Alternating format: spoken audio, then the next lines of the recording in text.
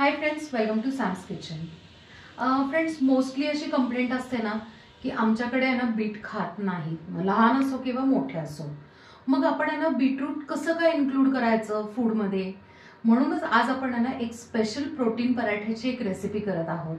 त्याचे नाव आहे बीटरूट पनीर पराठा।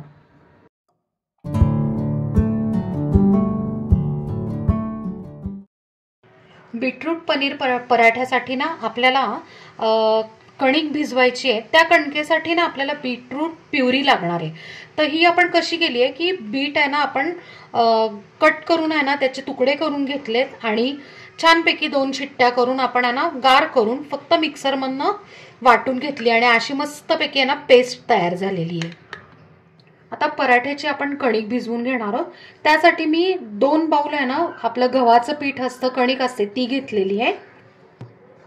त्यात चवीप्रमाणे मीठ घालून घेऊया। 2 चमचे बेसन म्हणजे डाळीचं पीठ, 1 चमचा लाल मिरची पावडर, 2 चमचे तीळ,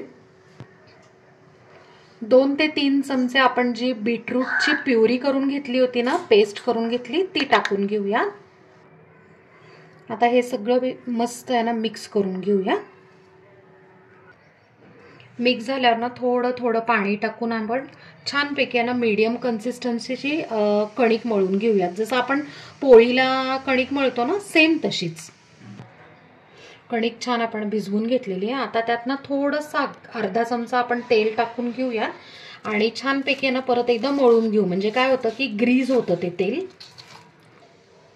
आता 15 मिनिटं आपण आहे ना कणिक मुरण्यासाठी ठेवूयात, झाकून ठेवूयात। असं पराठ्यासाठी ना आपल्याला पनीरचं स्टफिंग बनवायचं आहे। त्यासाठी ना मी पावशेर पनीर घेतलेलं आहे इकडे। आता आपण ते किसून घेऊया। पनीर आपण किसून घेतलेलं आहे सगळं। स्टफिंग आपलं चटपटीत होण्यासाठी ना आपण काही आहे ना पावडर्स टाकणार आहोत, स्पाइसेस टाकणार आहे। त्यात ना आता अर्धा चमचा आहे ना मिरपूड टाकणार आहे, अर्धा चमचा ऑरेगॅनो, 1 चमचा चिली फ्लेक्स, चवीप्रमाणे मीठ। आता आपण हे सगळं ना मिक्स करून घेऊया। समजा ना आता तुम्हाला ना ऑरेगॅनो किंवा मिरपूड, चिली फ्लेक्स टाकायचं नसेल तर यात ना तुम्ही हिरवी मिरची बारीक वाटून टाकली तरीही चालू शकतं। मग त्यात तुम्ही कांदा घालू शकता किंवा बारीक चिरलेली कोथिंबीर टाकू शकता। आता मिरपूड पण ह्याच्यातनं जेवढं तुम्हाला तिखट पाहिजे ना तेवढी तुम्ही कमी जास्त ॲड करू शकता। आपलं पनीरचं स्टफिंग तयार आहे। 15 मिनिटं झालेली आहे आणि आपली कणिक जी आहे की मस्त मुरली आहे। फक्त ना पराठा लाटायच्या आधी ना आपण एकदा मळून घेऊयात, म्हणजे ती इतकी छान मिळून येते आणि सॉफ्ट होते। पराठा लाटण्यासाठी आपण कणकेचा एक छोटा गोळा घेतलेला आहे, त्याला ना असं सुकं पीठ म्हणजे कणिक लावून घेतलेली आहे। आता थोडंसं लाटून घेऊयात आपण। आता आपण थोडंसं लाटून घेतलंय, त्यात ना अगदी 1 थेंब तेल आहे ना सगळीकडे लावून घेऊया। थोडंसं सुकं पीठ आहे ना असं स्प्रेड करून घ्यायचं आणि आपलं जे पनीरचं स्टफिंग आहे ते 2 मोठे चमचे आपण त्यात घालून घेऊया। आणि आपण जसं आहे ना पुरणाची पोळी जशी भरून घेतो किंवा हे करून घेतो ना, एकत्र आणून असं पॅक करून घेतो, तसं आपण करून घेऊयात। हे असं सगळ्या ज्या बाहेरच्या ज्या कडा आहेत ना त्या सगळ्या अशा चिटकून घ्यायच्या आणि वरती आहे ना आलेलं जे पीठ आहे ते सगळं असं काढून घ्यायचं। एक्स्ट्रा पीठ काढून घेतलं ना की उलटं करायचं आणि थोडंसं असं आहे ना प्रेस करायचं, म्हणजे काय होतं की आपलं जे सारण आहे ते सगळीकडे शेवटपर्यंत जातं, कडेपर्यंत। आता ह्याच्यावर ना थोडंसं परत सुकं पीठ घालून घेऊयात आणि पराठा लाटून घेऊयात। हलक्या हाताने लाटून घ्यायचं, म्हणजे काय होतं की ना सारण आपलं बाहेर येत नाही।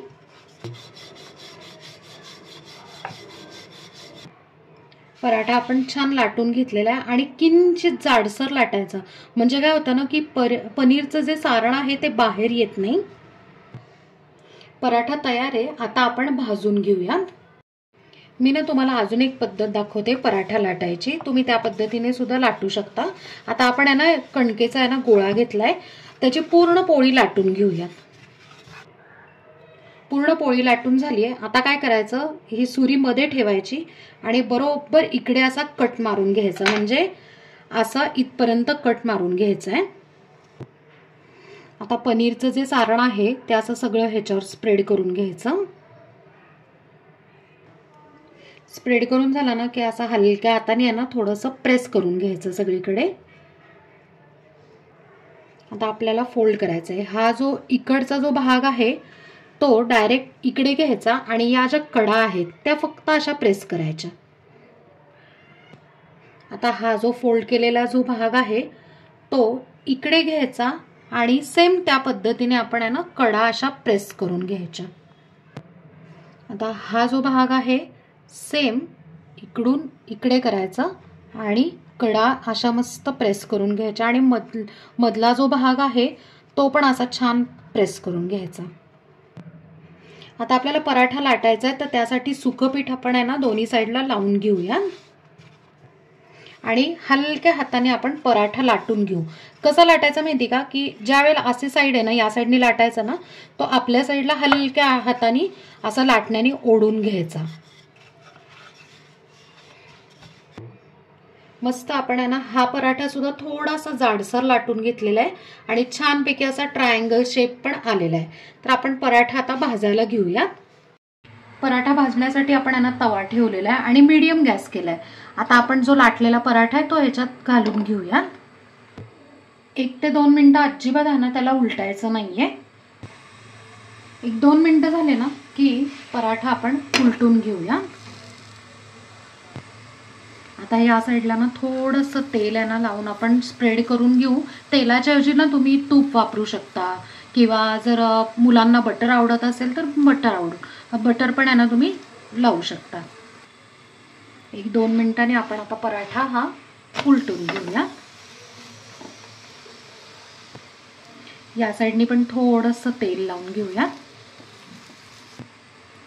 चमच्याने किंवा उलटण्याने ना काय करायचं असा थोडासा फिरवून घ्यायचा, म्हणजे काय होतं की पराठा इतका छान भाजला जातो. दुसऱ्या साईडने पण पराठा इतका छान भाजला गेलेला आहे आणि आता पराठा आपला तयार आहे. आपण काढून सर्व करूयात. आपण जो वेगळ्या पद्धतीने जो पराठा केला होता त्रिकोणी पराठा तो आपण भाजून घेऊया. आपला जो त्रिकोणी पराठा आहे ट्रायंगल पराठा तो पण छान भाजून झालेला आहे. तर फ्रेंड्स मस्त असे चविष्ट आणि गुबगुबीत असे बीटरूट आणि पनीरचे पराठे तयार आहेत आणि त्याबरोबर आपण थोडंसं दही आणि टोमॅटो केचप सर्व करून घेतलेला आहे. फ्रेंड्स कसं वाटलं आजचा पराठा आहे ना मस्त हेल्दी आणि हा जो पराठा आहे तो तुम्ही कधीही खाऊ शकता, अगदी लंच काय डिनर काय. आणि महत्त्वाचं म्हणजे ना टिफिनचा पण प्रश्न मिटतो बरं का एका वेळेचा. सो मुलांना तुम्ही नक्कीच टिफिनमध्ये देऊ शकता, आनंदाने सगळेच खातील हा पराठा.